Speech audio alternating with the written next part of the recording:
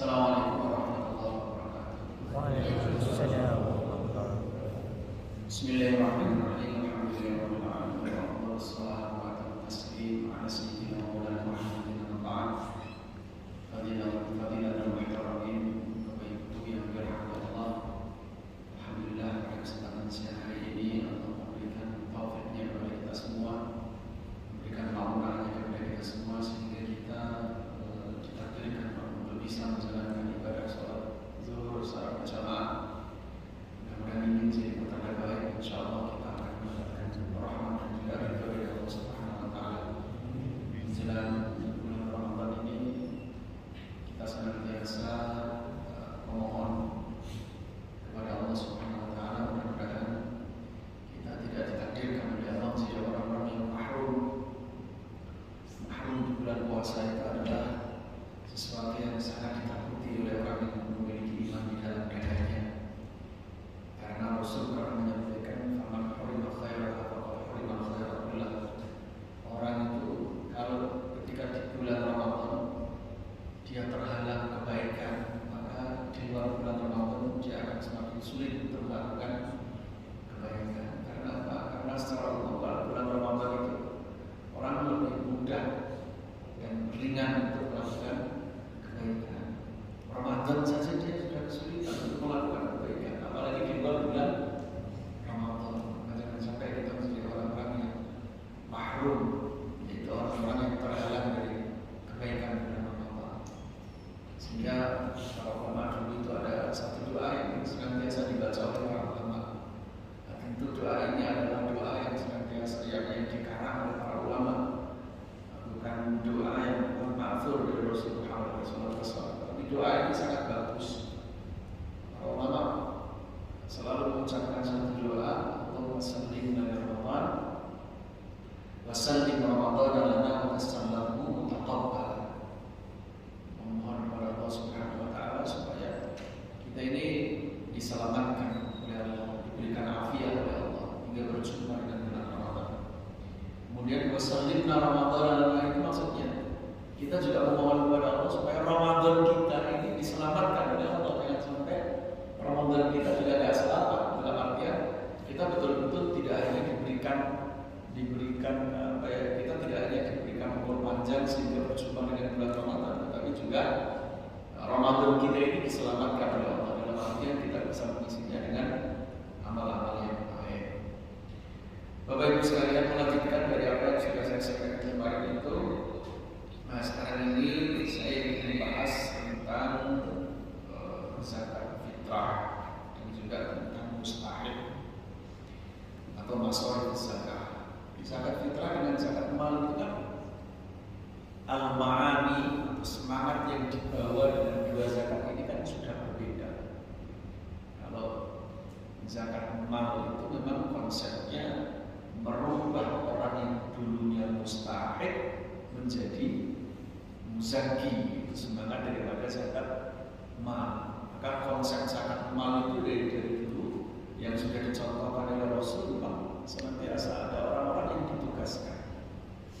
Ada orang-orang yang ditugaskan oleh Rasulullah untuk mengambil dan mengelola zakat serta mendistribusikan itu. Kalau dalam konteks sekarang tentu juga melalui lembaga-lembaga yang resmi, memang minimal diberikan izin operasional oleh pemerintah. Karena memang lembaga zakat itu ada yang dibentuk oleh pemerintah, dalam konteks Indonesia itu adalah Badan Amal Zakat Nasional. Ada lembaga zakat itu diberikan izin operasional seperti LAS yang biasa kita kenal, banyak sekali LAS-LAS di sekitar kita, yang itu memang diberikan izin operasional oleh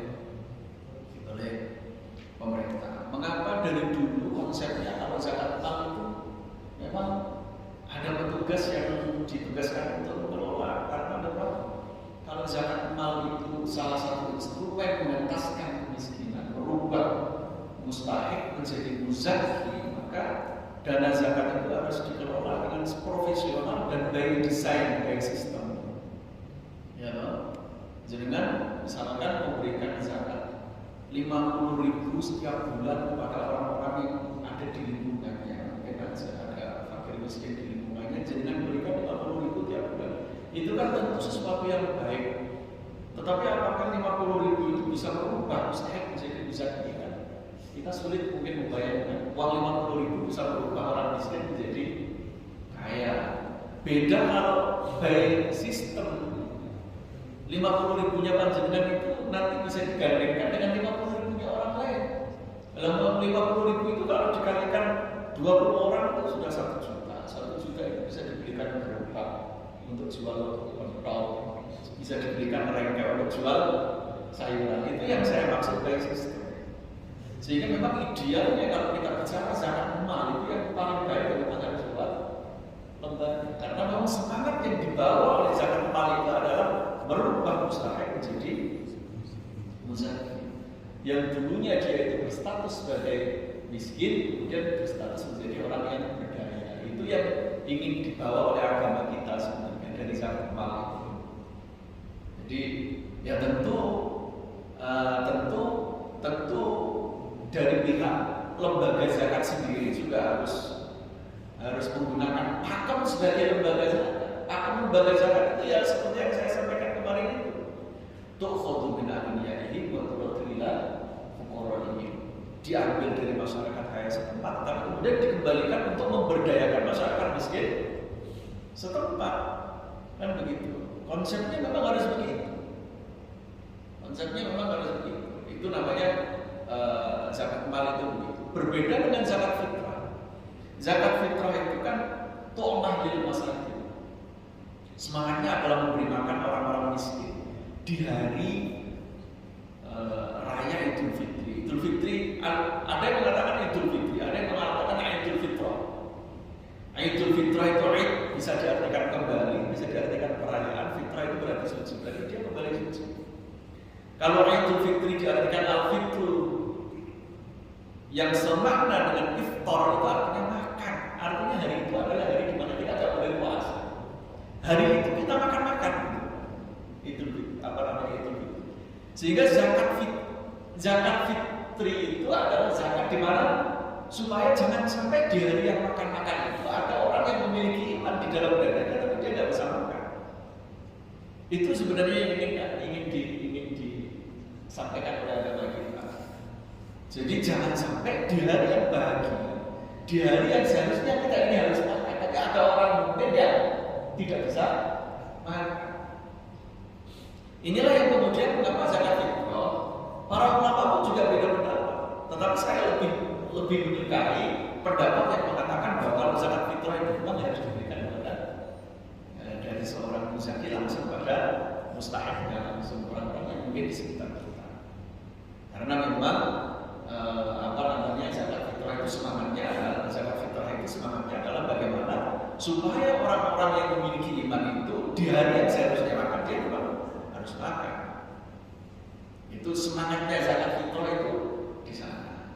Sehingga kalau kita bicara tentang nisabnya zakat mal berbeda-beda. Dan nisabnya zakat fitrah, orang yang disebut sebagai mustaqim, memiliki istitoah, memiliki kemampuan zakat fitrah dengan memiliki kemampuan zakat mal kan beda. Kalau zakat mal kan hartanya tertentu ya. Nah, kalau zakat fitrah itu kan di dalam fikih sudah ditentukan asal orang itu memiliki persediaan makan dia dan keluarganya serta orang-orang yang wajib dia nafkahi selama 1 hari 1 malam, berarti dia sudah dianggap mampu untuk mengeluarkan zakat fitrah. Sehingga dalam konteks zakat fitrah terkadang orang itu dia berzakat tapi kemudian dia juga menerima zakat. Dalam konteks zakat fitrah, orang itu kadang dia berstatus sebagai fakir miskin sehingga dia menerima zakat. Tetapi di waktu yang sama untuk konteks zakat fitrah dia berstatus sebagai orang yang mampu dan kewajiban untuk mengeluarkan zakat fitrah. Nah ini panitia harus cerdas ini kan ada yang di musola di masjid-masjid. Jangan sampai kemudian ada zakat itu kembali kepada orangnya. Iya kan? Mungkin enggak itu? Sangat mungkin. Karena apa? Karena orang yang menerima zakat fitrah itu bisa jadi dia berstatus sebagai orang yang mengeluarkan zakat fitrah.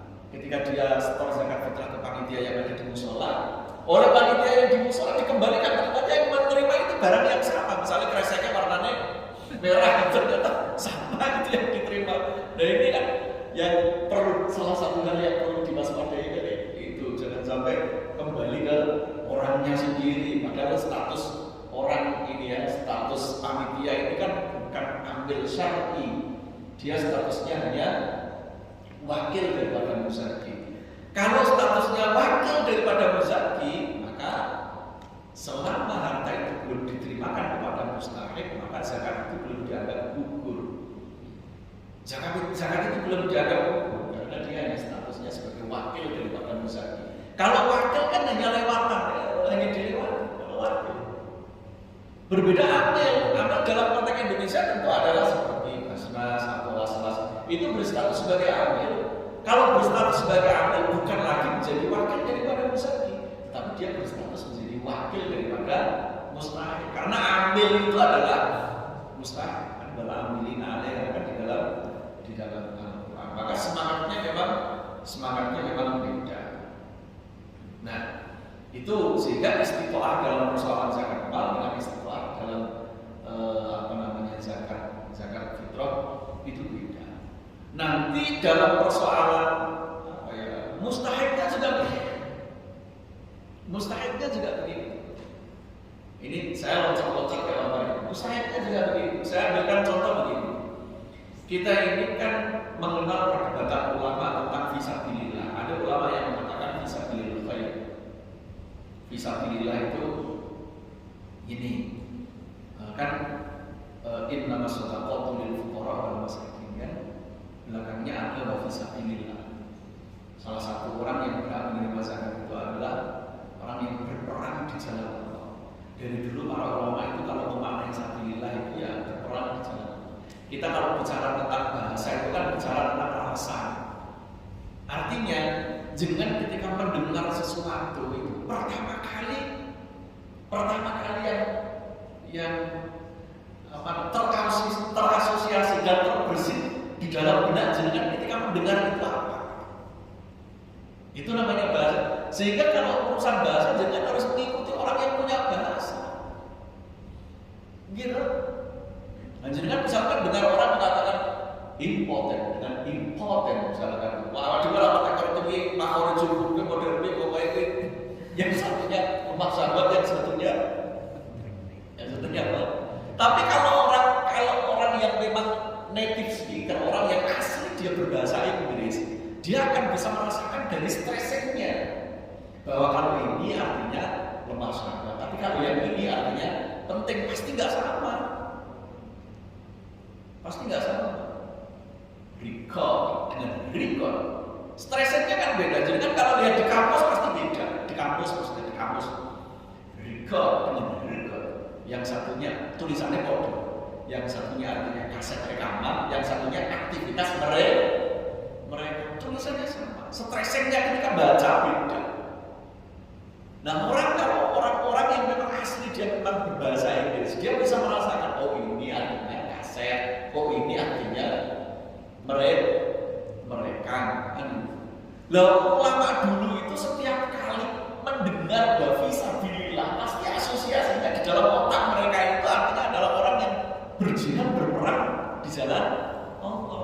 Lah orang sekarang memaknai dengan rasa sekarang gitu.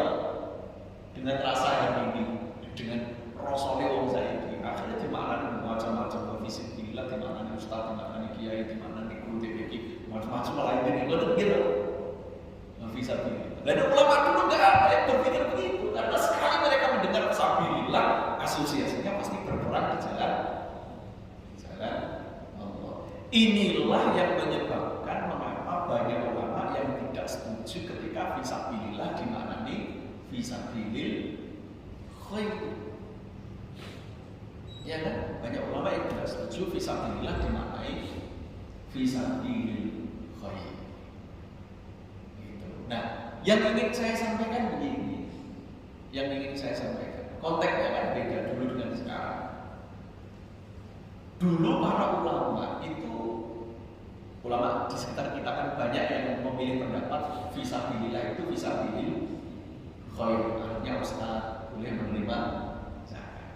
Karena kebetulan ustaz dulu itu kebetulan fakir miskin, jadi ulama-ulama dulu itu mengkategorikan mengkategorikan ustadz berhak menerima zakat itu bukan karena fisabilillah menjadi fisabilil khair, tapi ustadz di era dulu kebetulan dia fakir, kebetulan dia itu miskin. Dalam konteks sekarang enggak, maksudnya begitu.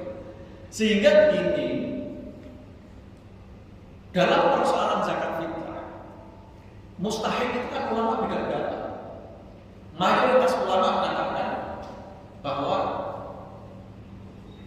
yang berhak menerima zakat fitrah itu ya 8 asnaf itu. Tapi menurut mazhab Maliki yang berhak menerima zakat fitrah itu tidak sama mereka dengan mereka yang berhak menerima zakat mal. Kalau zakat fitrah itu mustahilnya hanya 2, kalau nggak fakir ya miskin. Itu. Sementara ulama yang memperbolehkan fisabilillah dimaknai fisabilil khair atau fisabilillah dimaknai jalan kebaikan, itu adalah mazhabnya Imam Malik.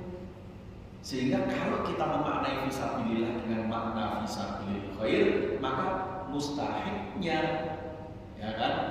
Mustahilnya harus, kalau dalam konteks zakat fitrah, maka mustahilnya harus fakir miskin, sama-sama mazhab Maliki, maksudnya begitu. Jadi ini kadang repotnya begitu kalau di kita itu.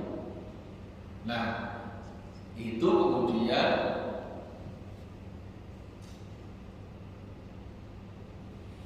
sekarang saya ingin membahas tentang zakat itu sebenarnya kewajiban itu melekat fi ainil mal au fi dhimmal fi sahibil mal. Dalam bahasa fikih itu ada istilah ainul mal. Fi ainil mal ada istilah fi dhimmah. Kewajiban itu menempel kepada harta yang wajib dizakati. Ataukah kewajiban itu melekat pada beban yang melekat pada orang yang memiliki harta? Melekat pada hartanya atau melekat pada beban yang ada pada orang yang memiliki harta? Kalau zakat itu, kewajiban itu melekat pada harta, sehingga zakat itu harus dikeluarkan sejenis dengan hartanya. Sejenis dengan hartanya maksudnya begini, lane ternak berarti yang dikeluarkan juga zakatnya juga harus berupa nek kambing berarti zakatnya harus berupa kambing. Nek zakat fitrah berarti juga harus pakai beras, tidak boleh pakai uang. Tapi ada satu mazhab namanya mazhab Maliki, mazhab Hanafi. Dalam mazhab Hanafi mereka mengatakan bahwa kewajiban zakat itu tidak melekat pada hartanya, tapi melekat pada orangnya. Karena melekat pada orangnya sehingga nggak harus harta itu yang dikeluarkan, tapi bisa dengan harta yang lain, misalkan dengan uang. Inilah yang menjadi pemicu mengapa ulama beda pendapat. Ada yang mengatakan misalkan zakat ternak ya harus ternaknya itu yang dikeluarkan, nggak boleh digantikan dengan uang. Tapi kalau menurut mazhab Maliki, menurut mazhab Hanafi boleh, nggak harus pakai ternaknya, pakai uang juga boleh sesuai atau senilai dengan ternaknya. Ini juga yang melatar belakangi perdebatan ulama yang mengatakan, ada yang mengatakan zakat fitrah boleh pakai uang, zakat fitrah tidak boleh pakai uang. Tapi idealnya kalau kita mengikuti pendapat ulama yang mengatakan boleh pakai uang zakat fitrahnya, kalau kita mengatakan atau mengikuti pendapat ulama yang mengatakan zakat fitrah itu boleh pakai uang, berarti kan kita mengikuti mazhab Hanafi. Sementara mazhab Hanafi itu nisabnya itu kan paling tinggi ya. Kalau mazhab Syafi'i 2,5 ya, kalau mazhab Syafi'i 2,7, ada yang 3 kilo beras. Kalau mazhab Hanafi paling tinggi 3,8. Kalau kita bulatkan berarti 4 kilo.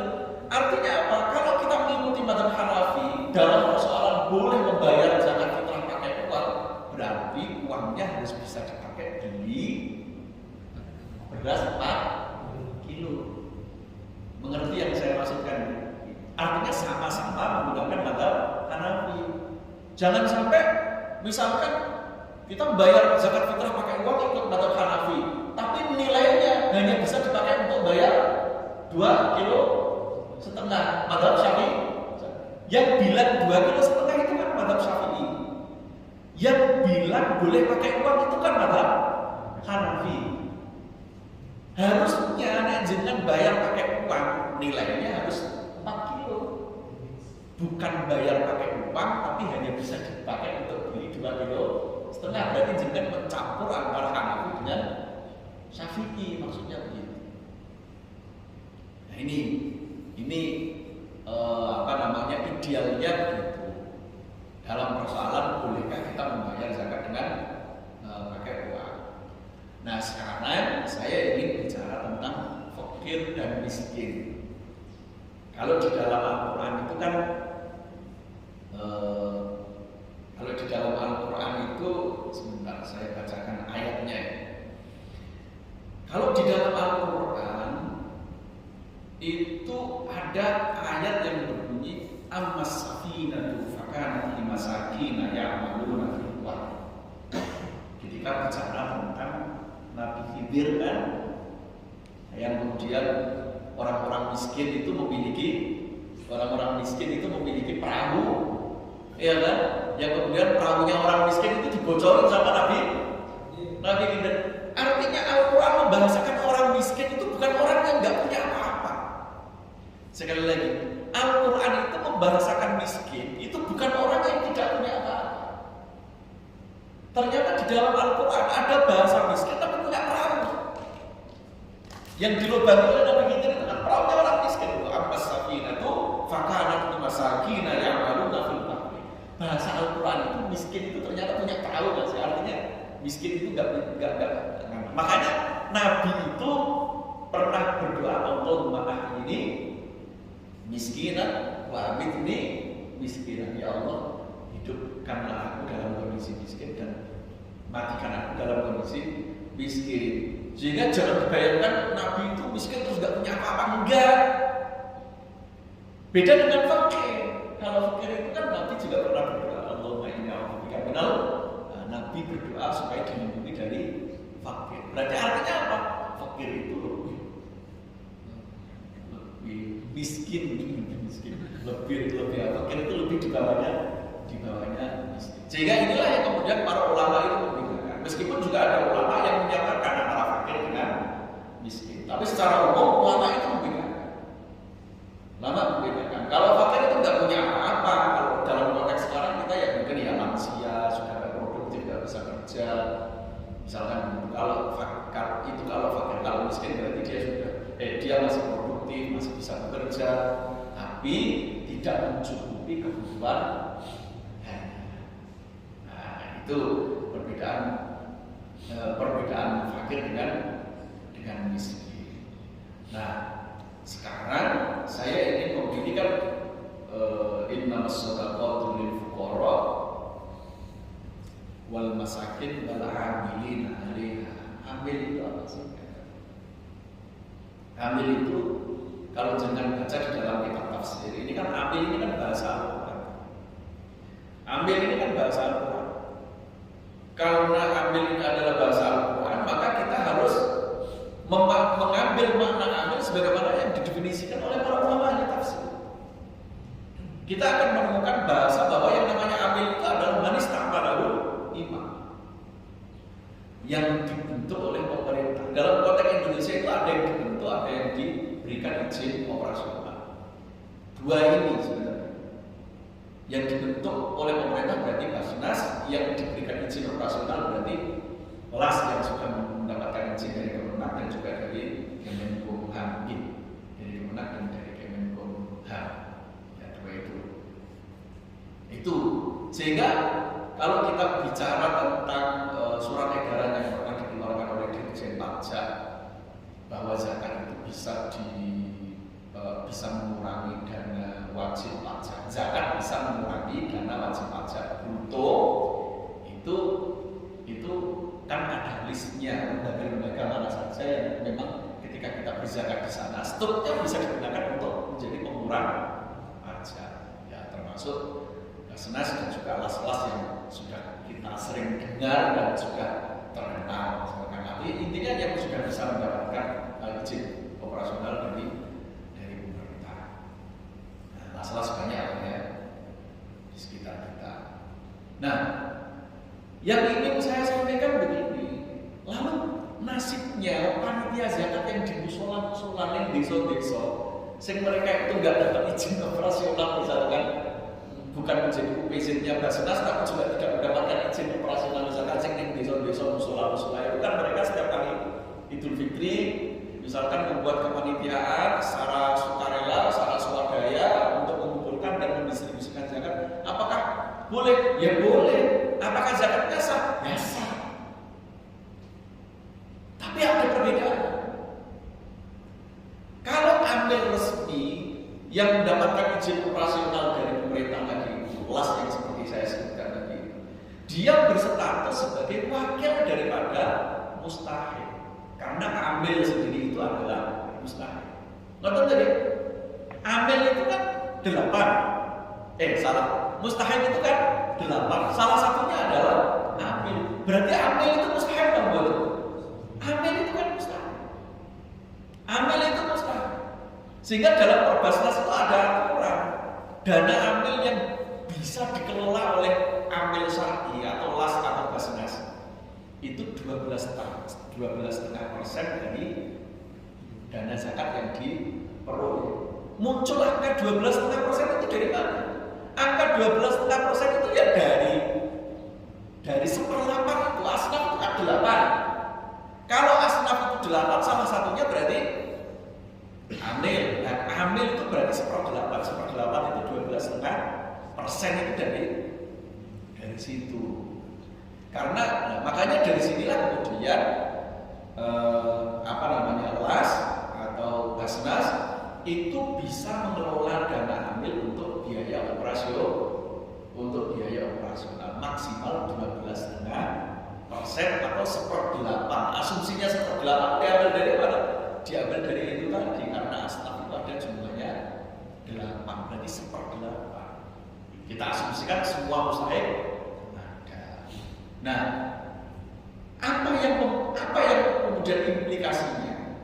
Kalau amil kita sebut sebagai wakil daripada mustahik, tapi kalau panitia swasta yang tidak resmi, panitia yang di musola-musola itu wakil daripada muzaki. Kalau wakil daripada muzaki berarti kan harta itu hanya lewat. Selama dana zakat itu belum diterima oleh mustahik, maka selama itu pula zakat itu belum dianggap tunai, kewajibannya belum dianggap gugur. Beda kalau amil resmi.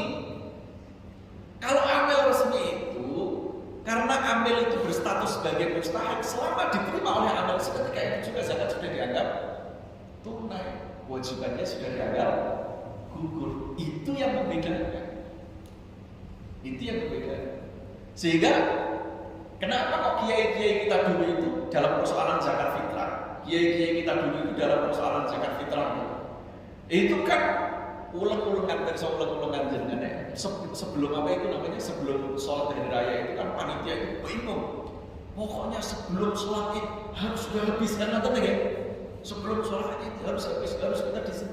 Karena kiai-kiai dulu itu tahu mereka statusnya hanya wakil daripada muzaki, sehingga sebelum sholat Idul Fitri dana zakat zakat fitrah itu harus didistribusikan. Sebenarnya kalau amilnya itu resmi amil syar'i dalam artian mendapatkan izin operasional dari pemerintah dan dibentuk oleh pemerintah, maka sebenarnya ketika diterima oleh amil maka sudah dianggap tunai, kewajibannya sudah dianggap gugur. Dan misalkan itu didistribusikan setelah sholat pun sebenarnya nggak apa-apa. Tapi sesuatu yang nggak apa-apa itu belum tentu baik untuk dilakukan. Itu misalkan dengan lakukan ya diprotes sama tetangganya gitu. Nah, diprotes sama tetangganya. Kalau memang ambil resmi lah, tapi kalau panitia biasa itu tetap harus didistribusikan sebelum sholat Idul Fitri. Nah, itulah yang kemudian membedakan. Sebenarnya kalau menurut fikih itu yang membedakan ya prinsipnya dua ya. Kalau ambil resmi dengan bukan ambil panitia biasa. Kalau amil resmi itu satu, ya berarti mendapatkan dana operasional dari hak amil 12,5%. Gitu. Yang kedua dia berstatus sebagai wakil daripada mustahik, sehingga ketika dana itu diterima secara otomatis kewajiban zakatnya sudah dianggap gugur. Perbedaannya itu yang menjadi pembeda antara amil syar'i dengan panitia zakat biasa. Dan sama dia kata dengan zakat rumah melalui wonten pertanyaan mengagak.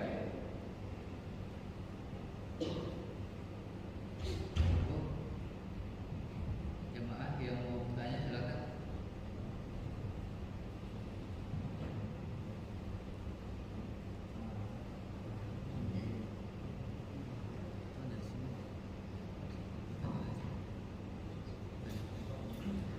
Assalamualaikum warahmatullahi wabarakatuh.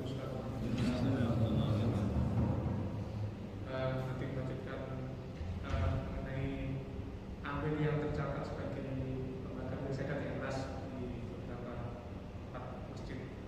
Nah, kalau misalkan yang tercatat biasanya ada susunan kepengurusannya misalnya, dan seandainya tercatat tapi pengurusnya itu nggak ada semuanya, misalkan ada pengurus baru yang mengurusi zakat. Nah, kan itu sebenarnya belum dipisahkan, karena tanda kutip ya, secara resmi oleh pemerintah. Tapi lasnya tercatat di pemerintah, tapi pengurusnya kan itu bukan yang tercatat di pemerintah. Dan itu bagaimana, apakah itu termasuk sebagai amil atau bukan? Terima kasih. Oke, kalau saya ini mengacu pada PP nomor 14 tahun 2014, sepanjang yang saya tahu, lembaga zakat yang boleh membuat struktur unit pengumpul dan pendistribusinya sampai ke level terbawah itu hanya Basnas. Kalau LAS itu biasanya kan ada kriterianya kan, misalkan LAS itu hanya boleh di Bojonegoro tetapi tidak diperbolehkan untuk membuka unit pengumpul atau cabang di kecamatan. Biasanya kan itu kan nggak boleh, sudah ada kriterianya. Sepanjang yang saya tahu itu yang boleh untuk membuat itu hanya Basnas, sehingga di Basnas itu dan di PP di peraturannya itu satu-satunya unit pengumpul dan pendistribusi Basnas yang bisa mengelola dana 100%, maksudnya 100% itu bisa dikelola secara mandiri. Itu adalah UPZ yang berbasis masjid. Jadi UPZ yang berbasis masjid itu 100% bisa mengelola dana itu secara mandiri. Untuk S100 yang didistribusikan 100. Nanti hanya Basnas itu di tingkat kabupaten hanya menerima laporannya saja. Makanya di Basnas itu selalu mendorong masjid-masjid untuk mengurus SK, namanya SK UPZ, unit pengumpul zakat. Meskipun namanya UPZ atau unit pengumpul, tapi sebenarnya tugasnya nggak hanya mengumpulkan, bukan mengumpulkan kemudian disetorkan, bukan. Apalagi kalau UPZ-nya berbasis masjid, itu yang mengumpulkan 100, yang mendistribusikan 100, langsung 100% bisa didistribusikan. Itu kalau UPZ berbasis masjid. Maka sebenarnya saya selalu menyarankan kepada kawan-kawan di musola-musola atau masjid-masjid itu untuk mengurus SK ke Basnas supaya kepanitiaannya itu menjadi resmi dan menjadi amil. Oh, enggak sulit kok, hanya mengajukan susunan pengurus UPZ itu, rekomendasinya dari takmir masjid setempat langsung nanti diterbitkan, maka sudah resmi. Hanya memang kalau sudah berbentuk UPZ dan mendapatkan SK dari Basnas harus lapor gitu aja. Misalkan hari Idul Fitri ini dapat berapa, Idul Kurban misalkan dapat kurban berapa, didistribusikan kemana, hanya gitu Pak. Pertanyaannya tapi siapapun yang salah tanda kutip oleh takwir diikutkan ke dalam tadi panitia pengumpul zakat tadi, apakah itu termasuk amil ataukah hanya yang Tercatat saja. SK tadi ya Ustaz ya? Takutnya nanti salah mengumpulkan malah Nggih, hanya yang di SK itu yang berstatus sebagai amil. Tetapi kan yang ada di SK itu kan bisa membuat atau bisa mengajak untuk orang supaya ikut membantu, kan nggak masalah itu. Itu SK UPZ itu sebenarnya supaya kepanitiaan yang di masjid itu menjadi amil resmi, gitu aja sebenarnya. Karena definisi di dalam kitab-kitab tafsir itu, amil itu adalah manis ta'ala iman, yang memang itu dibentuk atau diberikan izin oleh pemerintah. Di luar itu nggak bisa menjadi amil. Sehingga Basnas memfasilitasi teman-teman yang menjadi kepanitiaan di mesin-mesin itu, takbir-takbir di mesin-mesin itu untuk mengajukan SK UPZ. Nanti bisa dikelola secara mandiri, nggak perlu misalkan dari store ke Basnas, enggak. Karena memang menurut peraturannya satu-satunya UPZ yang berhak untuk mengelola secara mandiri 100% pengumpulan dan pendistribusian itu adalah UPZ yang berbasis masjid. Jadi yang pertanyaan tadi, lembaganya ya, bukan orang yang terdampak. Iya, bukan orangnya. Lembaganya kan tentu ada pengurusnya, tetapi siapa yang terlibat di situ kan bisa jadi orang banyak kan. Maksudnya begitu, nggak harus melulu orang yang ada di situ. Nah, yang perlu dipahami itu begini.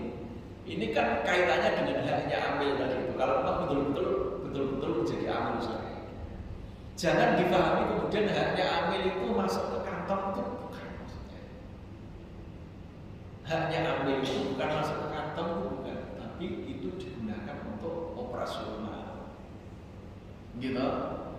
Karena begini, karena kan ada banyak kasus kalau dalam konteks zakat fitrah, orang sekarang ini kan pengennya kan praktis.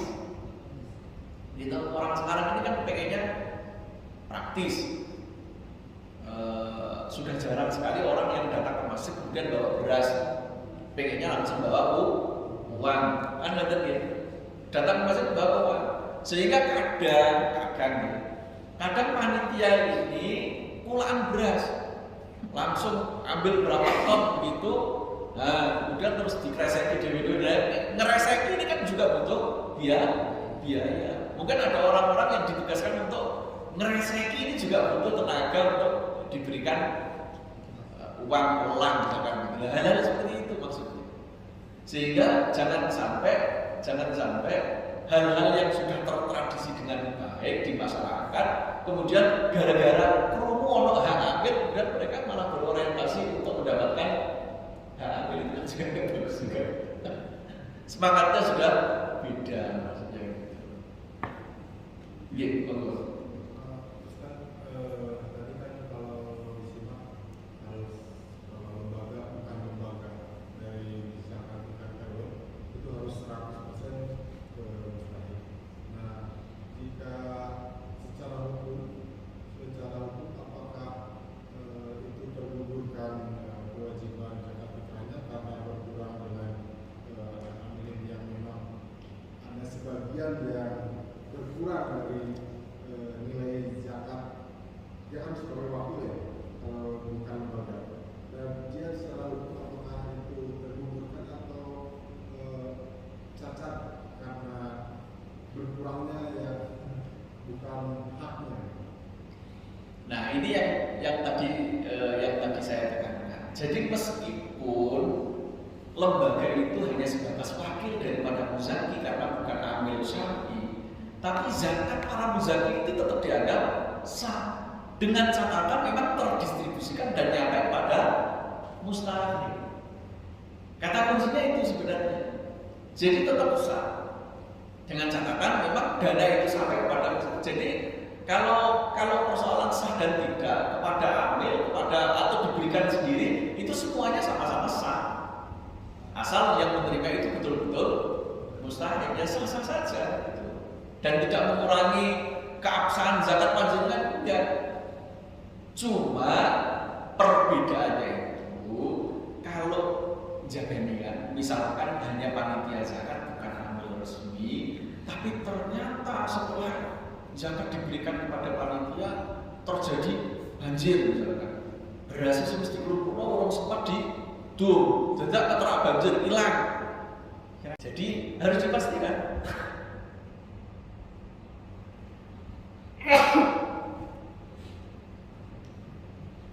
harus dipastikan ini zakat apa? Infak. Karena kalau zakat itu kan rigid, tapi kalau infak kan agak longgar, agak fleksibel. Maka harus dipastikan. Nah, menjadi persoalan, menjadi pertanyaan itu seringkali para donatur itu nggak mau menjelaskan itu. Maka di dalam fikih ada istilah ala wajib tabassur. Wajib tabassur itu ada indikasi yang donasi itu mempersilahkan kepada panitia atau lembaga dan memberikan kebebasan terserah. Misalkan jenengan punya rumah yatim misalnya. Jenengan kan yang datang itu kan macam-macam. Ada yang datang itu misalkan, Pak Ustaz, tolong ini diberikan ke anak-anak ya. Ada yang gitu ya. Ada yang bilangnya begini, Pak Ustaz, ini saya untuk lembaga ini misalnya. Memang dipersilakan untuk lembaga. Kalau untuk lembaga misalkan kan di manajemennya, di pengelolaannya kita bisa lebih luas dan lebih bebas. Kadang orang itu dari rumah dia sudah membawa amplop buahnya isinya 50 ribuan, jumlahnya 50 misalnya.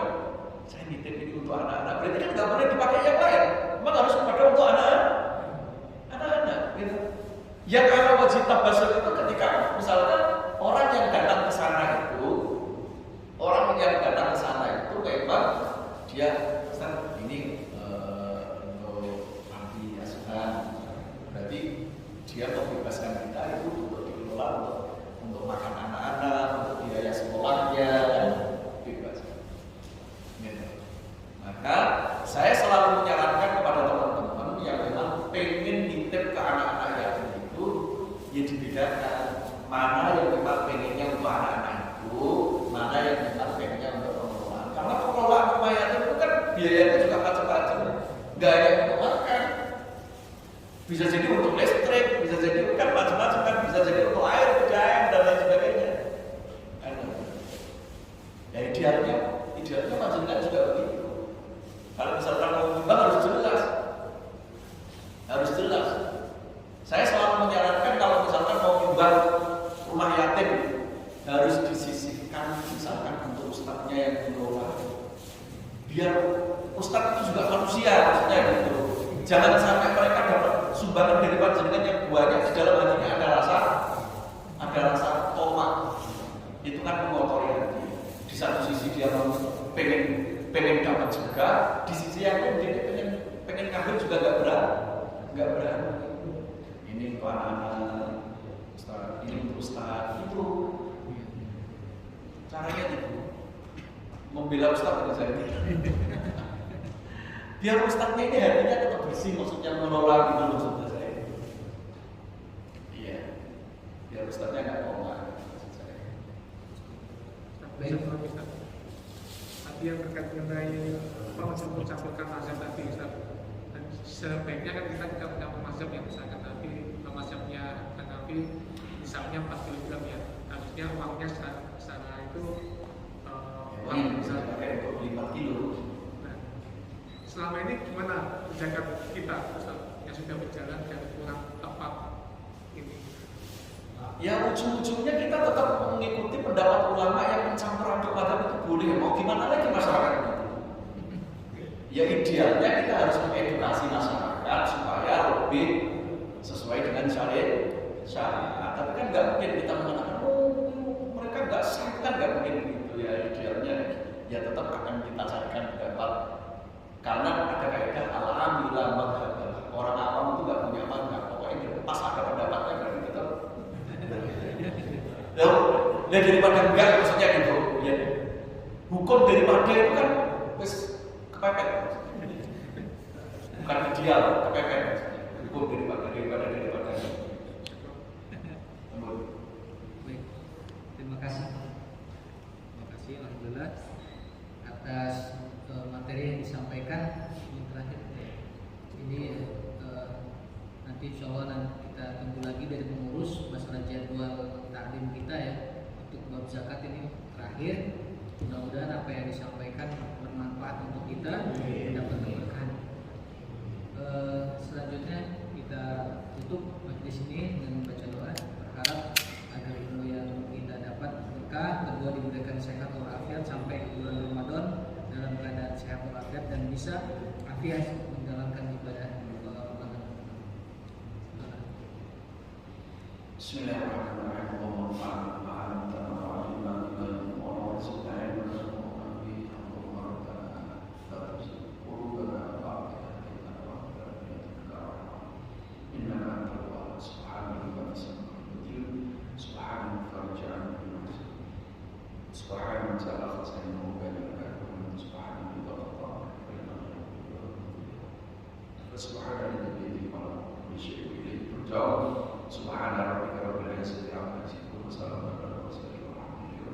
Assalamualaikum warahmatullahi wabarakatuh.